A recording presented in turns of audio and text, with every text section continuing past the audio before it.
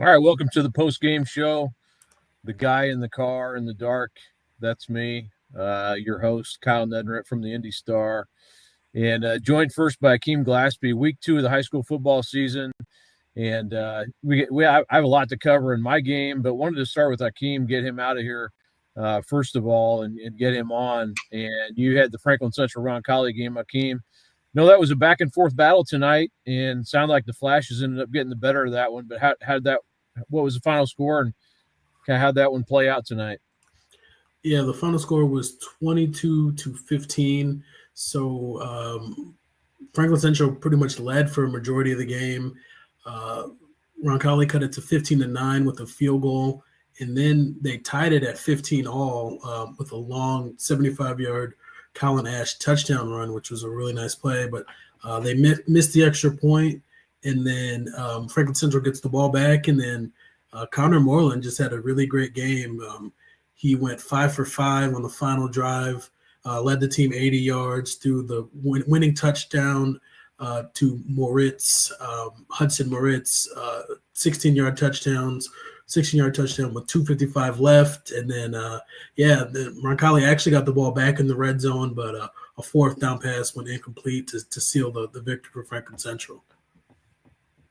Pretty sound like it was Clark Wade was there tonight too. He was keeping me updated a little bit on the goings on, and it sounded like Markel Bailey got the scoring started and had another big play later that you mentioned, but he's off to a flying start this year. I think he has 5 touchdowns already this season. But what kind of takeaways did you have of his game?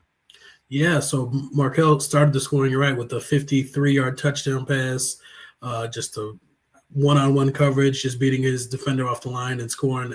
And I know we're talking about Markel, but again, Connor had a really nice deep ball to Markel, and then Markel had another 28-yard touchdown pass, again, just on a go ball, just kind of beating his receiver off or beating his defender off the line. And then that's kind of what set up the game-winning touchdown, is because once obviously Markel started to get going, they started bracketing him with the coverage. So and then, like I said, on that final drive, Moreland went 5 for 5, but he also had 5 different receivers. So that just kind of showed that when Markel got going early, but he wasn't forcing it to him. He was really kind of reading the field and hitting the open receivers. So then that's what he said. I talked to him after the game that, teams are going to start trying to take Markel away. He's like, I wish I could throw to him every play, but he's making his reads. And so on that last play, on the touchdown play, they were trying to take Markel away. That leaves Hudson Moritz open, another great pass right down the middle of the field for a touchdown there. So Markel is an explosive player. Not the biggest kid, but he has a lot of juice. So it was fun watching him tonight. Yeah, juice is a good word. I saw him at the scrimmage when Franklin Central had their blue-white scrimmage a couple Saturdays ago, right before the season, and Jason West was speaking really highly of him and what he could bring to the team. Certainly did, has done that so far for Franklin Central. On the other side, and the Flashes are now 2-0 on the season. On the other side of this game, Akeem, Roncalli looked like Zach Dozier had a good game running the ball. They put up, I think he had well over 100 yards rushing. What worked, what didn't work tonight for Roncalli? Yeah, so Dozier and Colin Ash both went over 100 yards. Dozier had 135 in a score. Colin Ash had 125 in a score, and obviously most of Ash's yards came on that 75-yard touchdown. But it's just it was a little tough when they got behind. They actually had to try to pass a little bit more. But to their credit, they actually stayed true to their running game and were just kind of methodical with it, and continued to kind of that power spread, I guess you could call it, just moving the ball methodically. But that Ash touchdown run was huge because it was a chunk play that they needed to get back in the game. But offensively they looked fine. Ash is a really athletic quarterback, and the way obviously they need that with their offense. And Dozier was running the ball well, and they were with all their backs getting pitches and kind of it's always a challenge to track the ball at times with the way they run their attack. But it was more so defensively. It was what they, again, the passes to Bailey just kind of killed them because they were just kind of came in one-on-one situations and him getting open and just Moreland making the throws. So that's kind of talking to Coach Otley after the game. That's what they need to show up defensively. It's just kind of the secondary, and I think they did. It's just comes down to one or two plays, especially what it said. It's just one or two plays, and that's kind of what swung the game there. Wanted to ask you too about Connor Moreland, Akeem. He was a guy played at Speedway, had a really good, good run there with the spark plugs. But kind of the question, I was talking to Jason West again. Can he make the jump from to that 6A football level? And that's hard to do. But it sounds like he's off to a great start. What were your impressions of Connor tonight? Yeah, so Connor was 14 of 20 for 202, 3 touchdowns, 1 interception, and just I think he throws a really nice ball. I mean, it's when your receivers are getting open, it makes your job a little easier. But yeah, I love the touch. He can make all the throws. Like again, on the game winning throw was right down the seam. He had to put a little kind of oomph on the ball, and he kind of fired it in there. But when he needs to put touch on the ball, he can do that. It seems like he can make all the throws. Just talking to him, he's like a smart kid. So yeah, I came away impressed, and he added about 30 yards on the ground too. So he's not a statue back there. He's pretty mobile. So yeah, no, I think he's definitely a 6A type talent, and I was impressed by watching him play tonight. The task gets even tougher for Franklin Central next week. They go to Brownsburg, ranked number 1, of course, in 6A. And, they have been very impressive the first 2 weeks of the season. Any reaction to kind of what's next for Franklin Central, talking to them tonight? No, they didn't. I didn't really get much into next week, but obviously Brownsburg is one of the best of the best. And, I came in really wanting to see Jace Brewer and see what he could do. And, I mean, obviously when passing isn't Roncalli's strength, but you could tell that at times they're rolling away from him, rolling away from Brewer. So kind of negating the pressure that he can put on them. So I mean, I would imagine defensively it's kind of starts and ends with Jace Brewer. I mean, if he can get pressure, then obviously it's hard to pass in terms of being Brownsburg. But yeah, Brewer made some splash plays. He made a stop on 4th down. Blocked an extra point. So, I mean, he definitely made his presence felt, which is, not always easy to do for a defensive lineman in high school when everyone, knows that you're kind of that guy. So, no, he definitely lived up to the hype, in my opinion. So it was good to see him do that. But they'll need a lot of splash plays from Brewer, obviously, if they want to kind of hang with Brownsburg. Jace looks different than a lot of the kids out on the field. I'll say that he's bigger, obviously, and just a very good athlete. Did he play much offense tonight, or mostly just defense? Well, the first play of the game was a pass to him right down the seam, and he dropped it. So I didn't see him much on offense after that. But I mean, it would have been like a 20-yard play. So I mean, obviously he had the athleticism to get open. They schemed it up well, but maybe there's a reason he's playing defense and has all those offers as a defensive end and not a tight end. But he's definitely athletic. But not a whole lot of impact on offense tonight. Got you. Anything else, Akeem? What I guess you're still writing your story here, but any other takeaways from tonight? I would just say it's the poise of Moreland again. Just they had to go 80 yards with about 8 minutes left, and he didn't miss a pass. He went 5 for 5, hit 5 different receivers on the final drive they got the ball back to kneel it out, but what was essentially the final drive of the game. Again, he just spoke so highly of Markel Bailey, and his receivers really seemed to respect him as well. So I came away impressed, by Moreland. That's kind of the takeaway. And yeah, just Roncalli, just again talking to the coach, he plays here and there, and obviously you can't give up a touchdown with less than 3 minutes. That's kind of obviously going to be tough to come back, but to their credit, they didn't fold. They were trailing, they got the big touchdown, they were in position to score the possible tying score. So just Roncalli showed a lot of fight, but I think on this night Franklin Central was a better team. Well, appreciate you coming on here. I'll let you get to writing, and or are you done already? Oh no, I still have to write. The quick story's done, but time to knock out this feature. Now the work begins. Again, Akeem Glaspie joining me here. Franklin Central wins 22-15 over Roncalli tonight, and the Flashes improved to 2-0. Like I said, they got a big test up ahead next week against Brownsburg, which we'll get into their game a little bit as well tonight. But thanks, Akeem. Thanks for coming on. No problem.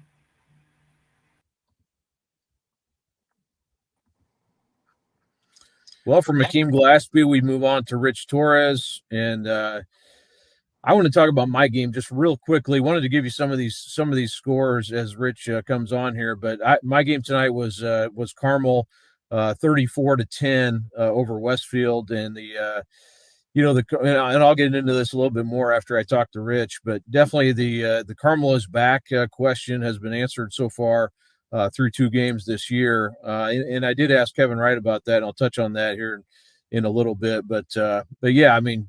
Carmel very impressive tonight, 34-10. They jumped out to a 20-0 lead. That lead got cut down to 20-10 going into the fourth quarter, and Westfield was driving, had a chance to, maybe get this game down to 3, which could have really changed the dynamics of everything. But Grayson George made a great play on the ball, intercept in the end zone, and then Carmel goes down, scores, puts the game away, and kind of cruises from there. So that was it ended up being 34-10. It was, I mean, you could argue it was a closer game than that into the fourth quarter, but Carmel goes on to move to 2-0 on the season. Like I said, I'll touch a little bit more on that here in a bit. But some other scores: Brownsburg 29-0 over Cathedral. That was one of the big games of the night. No problem again for Brownsburg. They got out to a 22-0 lead at halftime. Kind of cruised from there. You heard Keem talking about Franklin Central's win tonight. And New Pal wins tonight 28-6 over Decatur Central, and that's where we get into Rich's game. So, Rich, tell me a little bit about this game tonight. I know Decatur, playing down a man, one of their key players, obviously, in Bill Polston. But how'd this game go? I guess what was the, what was kind of the how did it play out? Interesting game from a sense that Decatur Central's defense came out and did the job. They gave up 2 offensive touchdowns. Um, they really minimized New Pal's offense, 85 yards rushing, 75 yards passing, but special teams breakdowns. That was really the difference. First play of the game, uh, Camden Jacobia, 95-yard career best and longest kickoff return to set the tone. New Pal takes that 7-0 lead. And then offensively, they had 2 substantial drives. One that was really quick. Took literally, I think it was like 14 seconds, something like that. 67-yard touchdown pass for a quick score. But New Pal's defense, the Red Rage, as they call them, pitched a shutout the last 3 quarters.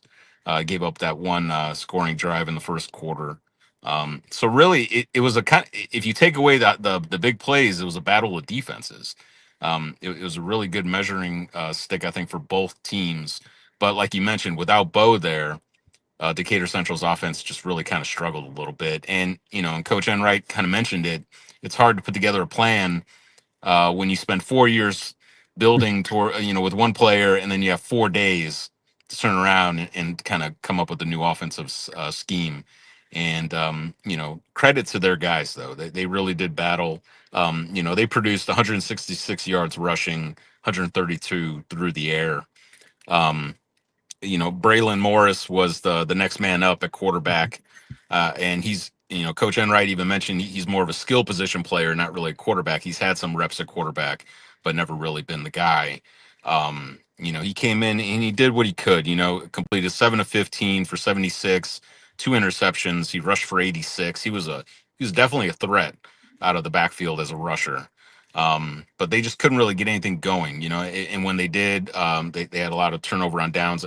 Obviously, New Pal's defense, they forced 2 turnover on downs, 3 punts, and had those 2 picks. So they just kind of stymied them whenever they tried to make a little comeback. Um, and then we also saw Eli Hill, sophomore quarterback, and he was more of a polished passer, I will say, but inexperienced. And at the 6A level, that sometimes doesn't help you, especially against a team as talented as New Pal. That 5A number 1, obviously, even on their bad nights, they come up with good victories, and that's special teams play for them, both of them, because they also had a blocked field goal attempt with 1 second left at half in the first half, and Camden talked to his coaches about switching up his positioning on that line for the special teams defense. The the kicking unit, and he was able to kind of disrupt things. And then Cameron Rollison busted through. There was a block, and then he scooped up the ball and he ran it back for 80 yards for a touchdown, which gave New Pal pretty much the lead they needed the rest of the way. So it was two good programs, kind of moving in a little bit different direction because of an injury. But you could see why Decatur Central is still as good as they are, even without Bo, and how much better they can be with Bo. And New Pal, just how good that defense is when the offense is struggling a little bit. And when that offense is clicking and that defense is going, then, I mean, that just shows how tough of an out they are, too. Yeah, again, 28-6 tonight. New Pal beats Decatur Central, and I'd heard it could be several weeks probably to get Polston back. And did you get any indication from Coach Enright what kind of their timeline they're thinking? Or I'm assuming they're obviously you're hoping for the best in this situation, and you're playing deep into November. But what did he say about that? Yeah, when I talked to him after the game about it, he said that there is some light at the end of the tunnel. That's obviously he was very sad for Bo because it's senior year. You don't want to see a senior, even if he has his college set up, you don't want to see him lose that senior season. He's saying hopefully 5 to 6 weeks, and then maybe comes back. Obviously, I don't know the degree of the separation of the shoulder that he endured, and just what other damage might have, come about. But he's thinking, you know, 6 weeks more or less, if everything goes right. So there is that light at the end of the tunnel. And like I said, even tonight when you see them shorthanded, they were competitive. Even though the score may not say that, the game was competitive. Their defense was fantastic, I will say. Like they were able to kind of clamp down on a high powered offense, and really kind of make them kind of find different ways to win. But that's also a sign of a great program, a great team for Kyle Ralph, being able to kind of have something taken away and then just emphasize the other areas. And speaking of emphasis, he even said they emphasized special teams this week, and lo and behold, it comes out that it was a big factor. So and it was a big matchup, and these guys knew. Obviously, Jacobia knew that this was a matchup of state champions from last year. Weird scenario because they both moved up a classification due to the success factor. So they're not technically defending their titles, but they're aiming for another title. And yeah, they wanted to come out and make a statement. Last year's game, I believe, was suspended due to lightning, all tied up. So there was no resolution to that. So New Pal had a goal of coming out and kind of putting that W next to that part of their schedule, and now they're 2-0, and they're a solid team, and you can see the chemistry, you can see just their focus on the tradition that is New Pal, which is winning the conference, not necessarily going undefeated, but making that run to state, and they're still number one in my book right now, just based on what I saw. Even with a game where their offense wasn't quite clicking, they're still a really solid team. Yeah, New Pal, they play Yorktown, Mount Vernon, and Pendleton Heights the next 3 weeks. Yep. All those games are at home. Pendleton Heights is off to a really good start. But yeah, I mean, it's kind of disappointing. This game last year, like you mentioned, they didn't finish it. It was 21 all, and those storms came through, and then they weren't able to reschedule for the next day. Referees, things like that. So unfortunately they didn't finish it. And then this year, Decatur Central a little compromised, or very compromised injury wise. So you didn't fully get to see these two teams play each other. This is such a great matchup. So that's a little bit unfortunate. But like you said, two defending champs. I keep writing defending champs, but then I'm like, are they really defending? Because they're not really. They're not really defending right? Yeah, right. So, I mean, in theory, yeah, but yeah, exactly. New classification, and but New Pal is more than familiar with 5A, obviously, and 4A. It seems like at this point, I think that program and Kyle Ruff is pretty much like training as a 5A team, even when they're 4A, right? Because they just know that it's a possibility, and yeah, I mean, and just the athletes and just their conditioning and the size of some of the guys. I mean, it's a 5A program, Just when you walk around, the sidelines and even around the locker room, it's like, yeah, these guys, they're built for 5A, so, but yeah, defending champion, but I think at this point it's just back to back. That's what they want to Right. become. It's become back to back. I wanted to ask you real quick too, Rich, before I let you go. You mentioned that the offense, struggled at times for New Pal, but what was Decatur able to do to make it tough for him? They were able to kind of clamp down on third down. Like obviously the rushing attack for New Pal was something they wanted to rely on, and they were able to kind of get that penetration up front, kind of close those gaps, get some tackles for loss. It really minimize and kind of take away their passing game. But I think New Pal was looking more to kind of eat clock, control, possession football. And yeah, Decatur Central, obviously they are athletic and they have a lot of guys all over the place as well. Guys that are going to go to the next level. And yeah, I think they were motivated. I felt like Coach Enright kind of emphasized that too. Like just they were motivated to kind of help offset the loss of Bo. And you could see that, and like I said, on third down, that was big. It was they minimized New Pal's first downs to 6. Meanwhile, Decatur Central at 13. So that kind of echoed just um, how slim it was to get first downs off a third. And New Pal actually they kind of came out and obviously the big splash plays. So like when they were scoring, it was on first second down kind of situation. And Decatur Central actually, I mean, to their credit, I had to look back because it was so long ago in the first quarter. I mean that scoring drive they had, they did not have a third down. So I mean, I think that's where New Pal kind of figured that out, and they were forcing them into third down situations where their efficiency kind of went down. But when Decatur Central was clicking on those first 2 downs every, during their possession, they were moving the ball, and they were moving the ball really well. I mean, that scoring drive was 10 plays, 66 yards. They ate up 4 minutes and 35 seconds. They really kind of dictated, but then after that, just that when they got in that third down situation, it was just they couldn't find that extra yard here and there. Where obviously if Bo was there, they probably would air it out, a little bit more, probably get that big chunk yardage play and sustain a drive. And they weren't in position yet. I'm not going to say they can't be here in the next 4 weeks, but like Coach Enright said, 4 days. I mean, you don't have enough Right. time. But who knows? Next week or the week after, totally different situation. Yeah, and absolutely, they're going to have a chance to to game plan a little bit more for not having Bo Polston with them.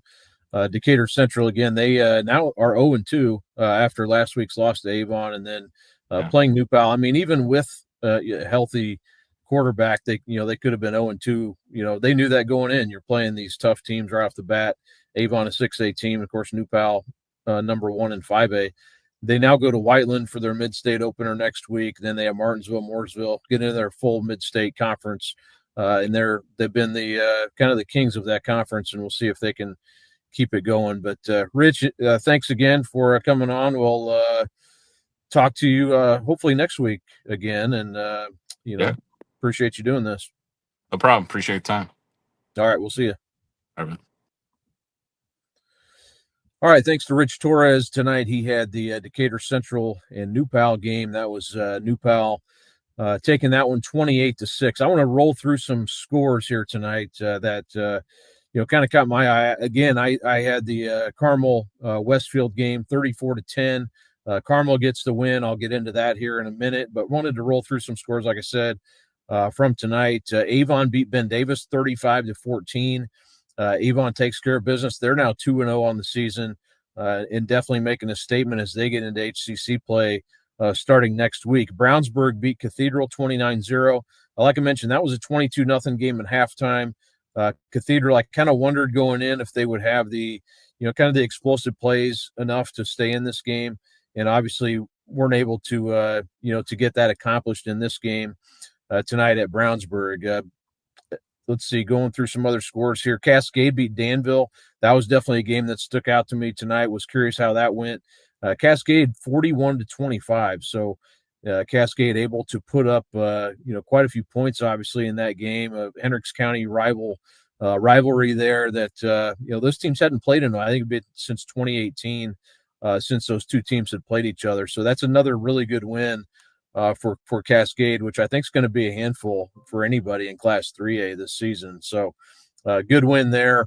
Some other scores. We had Fishers beat Lawrence North. That was a big one tonight, 31-28. Fishers was coming off that loss last week to Carmel. So, again, we don't, you going into week one, you don't really know for sure what to make of those results from week one. You don't have anything else to base it on, any other opponents. I think we found out tonight Fishers is a pretty darn good team, and maybe Carmel just is that good. They handled Fishers last week 49-24. So that was a game where Fishers got a field goal late, 2 seconds left, a 29-yard field goal by Micah Hillen to win that game.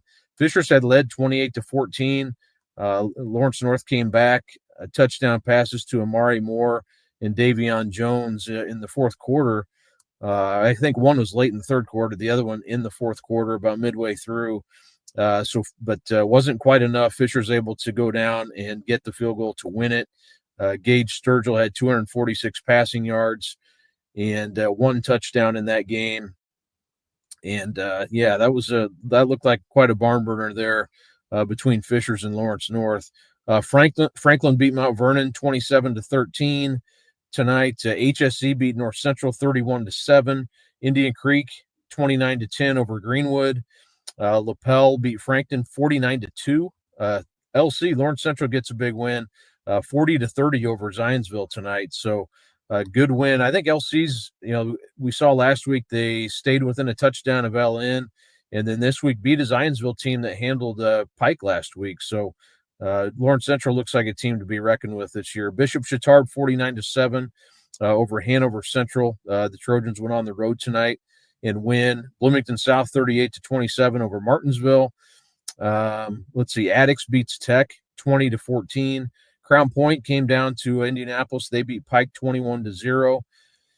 Greenfield Central bounced back. They beat Greensburg 34-21. Homestead beat Noblesville. That was a bit of a surprise, 13-10. Homestead played Westfield last week and lost 35-0. Sounded like that game was a little bit closer for the majority of that game than it turned out looking, but Homestead does win tonight, beating Noblesville. Lebanon 48-21 over Western Boone. Linton Stockton beat Monrovia 34-19. Mooresville beats Terre Haute North 48-8. New Powell, like Rich mentioned, 28-6 over Decatur. Northview beat Speedway 49-0. North Decatur 41, Eastern Hancock 27. That surprised me a little bit. Pendleton Heights 34-0 over Guerin. Again, thought that was more of kind of a toss-up type of game, and Pendleton Heights really takes it to Guerin in a big way tonight. Perry Meridian 41-0 over Southport. Plainfield 34-27. That looked like a good one. I think that game was 6-0 at halftime or 7-0. So a lot of scoring in the second half of that one. And how about this for a lot of scoring? Cecina 52-50 over Heritage Christian. So hoping to follow up on that game and find out what happened there.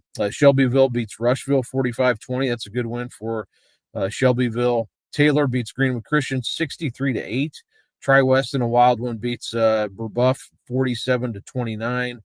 Triton Central 28-13 over Hamilton Heights, and Warren goes on the road and beats Warsaw 28-14. Whiteland to bounce back win. They beat Floyd Central 48-28 on tonight's game. So again, in my game, it was Carmel came out. This was an awesome crowd.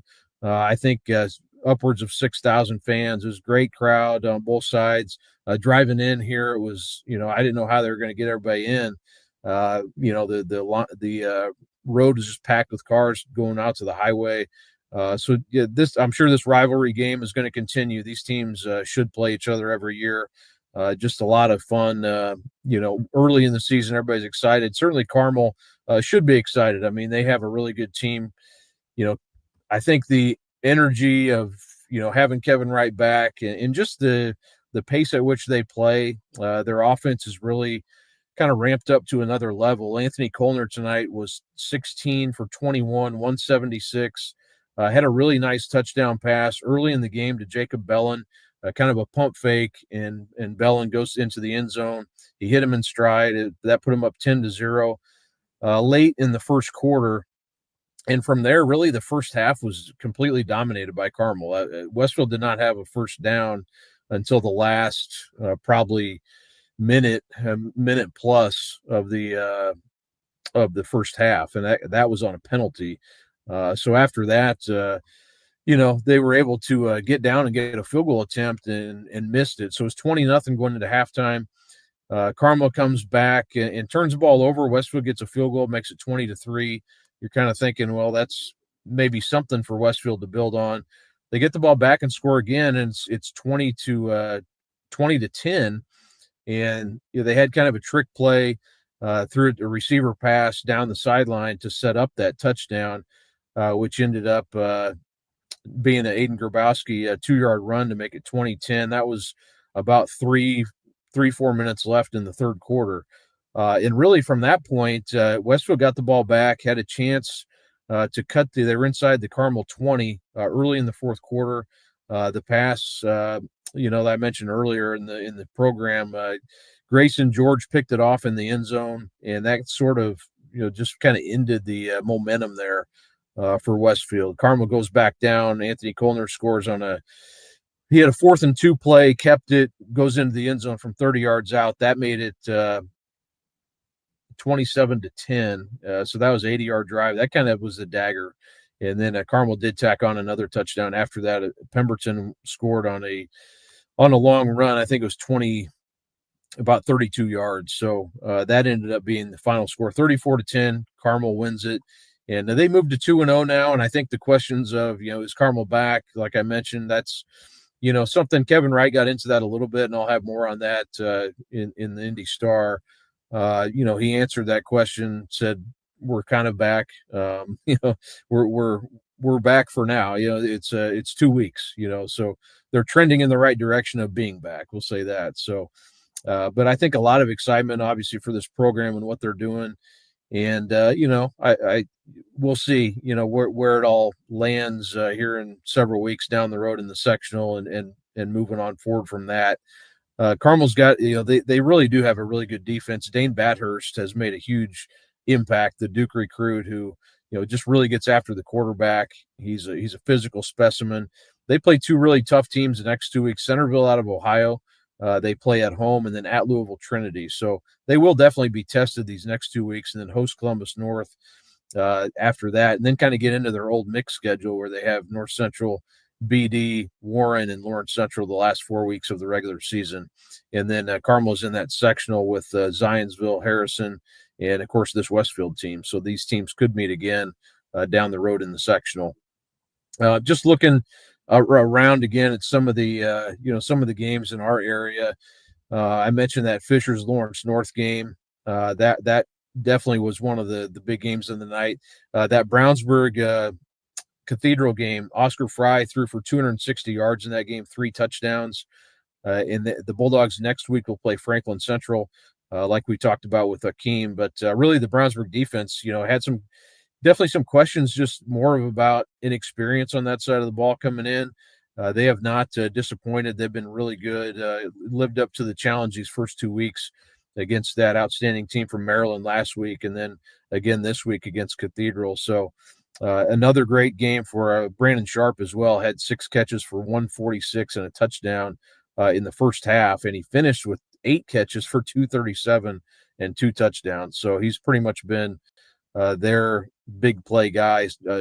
Shakabon Sumter Bay also had 2 touchdowns in this win for Brownsburg tonight. So another impressive win. Definitely the number 1 team in 6A that played like it so far this season. Center Grove beat Fort Wayne Carroll. I don't think I mentioned that score. I may skip that over that one, but Center Grove beats Carroll 35-24 tonight. Another big rushing game for Nolan Reese. Had 149 yards on 26 carries in that game for Center Grove. Good running game overall. They got all 4 of their running backs involved. And Oscar Sloan had a good passing game as well, 16 for 19, 186. Drake McClurg had 7 catches for 77 yards. And it looked like, Center Grove kind of led that game throughout. It was 21-17 at halftime, though, so it was a close game into the second half. Ends up being 35-24 win at Fort Wayne Carroll. They went up there tonight to play. was looking for that a little bit more. I wanted to share with you on that Cecina game because I did see a box score come in on that, so I was going to look and see what the heck happened in that game. But that was a wild one. It was like I said, 52-50. Cecina beats Heritage Christian tonight. Bryce McDonald for Cecina ends up with 310 passing yards, 4 touchdowns. Also had 3 interceptions. So Bryce Mathis had 6 catches for 133. Tristan Brown 3 catches for 143. So big offensive numbers all the way around. Cecina had looked like a fumble return for a touchdown that in the fourth quarter. So just some big plays everywhere. 27 combined points in the fourth quarter by the two teams. Eli Nix for Heritage Christian had 264 passing yards and 4 touchdowns. So, like I said, that's a wild game. A great win for Cecina, which had lost some close games the last year. So they're maybe getting turned around from that standpoint on winning close games. But yeah, that's a wild game. You don't see 102 points scored in a game all the time. So in non-Brebeuf games anyway, we saw that a lot from Brebeuf last year. But a good win for Cecina tonight to beat Heritage Christian. So yeah, anyways, appreciate you joining me here tonight. We'll try to do this again throughout the season. We'll have plenty more, kind of digesting things as it comes in tonight, and we'll try to get more guests on as well to talk about other games. But yeah, really good night of football. Weather's awesome. It was just unbelievable. The setup here at Carmel. They had kind of they don't have their press box done yet. So, our media, there's a media tent at the end there with TV broadcast and some other people in the media tent down there, but great venue for a game. It always has been. It's even better now. And I think this Westfield rivalry is going to be a cool thing moving forward. These Hamilton County teams obviously very close to each other. So it makes sense for them to play, and it brings out a lot of, a lot of fans. I mean, like I said, there was a ton of fans here tonight. So had a question about who's my top 3 or 5 after 2 weeks. I would say, pretty clearly that Brownsburg has deserved that number 1 spot. I've had, I know the state poll is maybe a little bit different than my own ballot, but I think that the top teams right now, I would definitely say, I mean, what can you say about Carmel too? So things may change. I'll have to kind of readjust my thoughts after this week. But right now, I would probably say Brownsburg, Center Grove, and if you're talking only about 6A, I might put Carmel number 3 just based on what they've done so far. And they, those 3 teams seem to be maybe head and shoulders above. And I don't, we'll see what happens with HSE. With Lawrence North, with some of the teams. Lawrence North lost to Fishers tonight, but some of those other teams, Avon, good win tonight over Ben Davis. I think 6A is always just so deep, and I would still say New Pal, to me, I had them in our Super 25 at number 3 overall, so I'm very high on what they can do as well. They play a little bit different schedule than some of the 6A teams, so you don't always get the head-to-head look at them, but yeah, I would say in 6A probably right now, as I'm looking at it, I would probably put those 3 teams just based on what they've done to this point, and also too, just probably you put some of the past history into that as well, especially with Brownsburg winning last year and what Center Grove does from a historic standpoint also. But yeah, I'd probably say those 3. I got to get to writing here. I appreciate people chiming in, and we'll post this so you can watch it afterwards or whatever as well, and then we'll get into a lot more on IndyStar.com. We'll have the game stories from tonight. We'll have the roundup is up already. We'll have more coming tomorrow. I'll do my takeaways, my snap judgments for Sunday morning, and then plenty on Monday as well, including some things that happened tonight that probably won't get in the game story, but yeah, appreciate you joining me here, and we'll talk to you next time.